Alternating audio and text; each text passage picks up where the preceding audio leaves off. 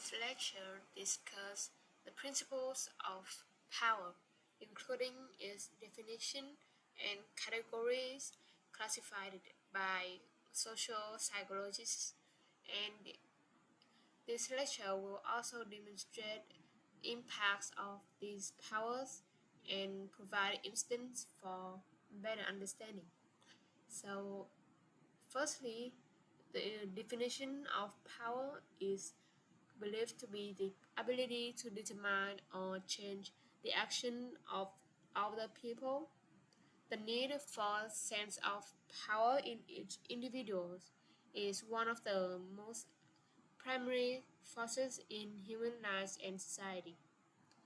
The feeling of powerless can lead to an uncomfortable feeling for everyone, so some of them might try to use power to influence on others. So there are five basic categories of power, in which the first one is information power, which is believed to be one of the most effective type of power and control.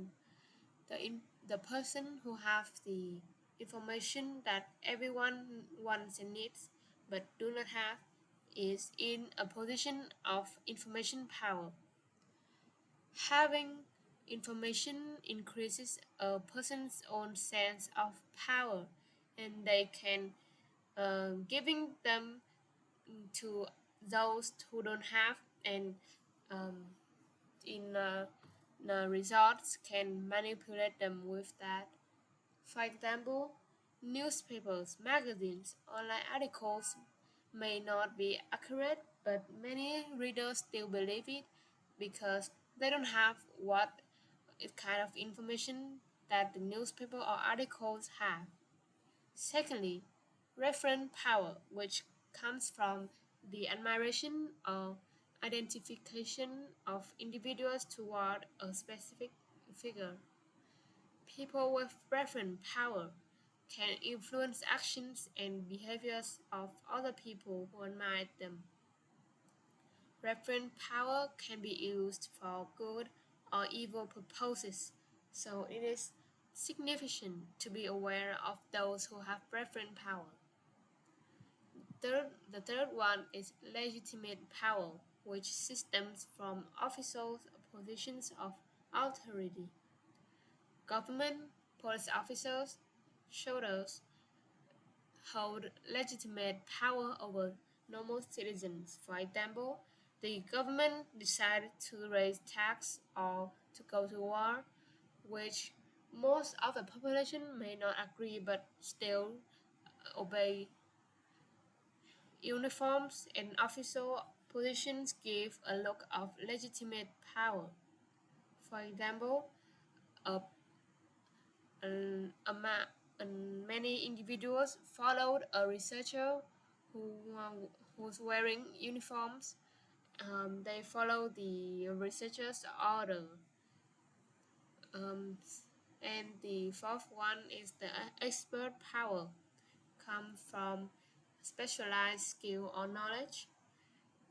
You see, a person who holds expert power is an individual who is very skilled in some areas like science or sport, and they impress others with their expertise and knowledge, which they gain power and influence through that. The expert can use their knowledge to gain power, influence, money, or admiration from other people. The last category of power is the reward or so-called coercive power. It is used by people who have permission, who can reward or punish other people's action of their behaviors, and a reward can change their behaviors because it offers them an opportunity to change something.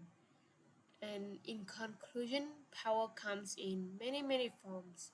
So it is important to be aware that people will try to exercise one or more of these kinds of power against and over us throughout our lives.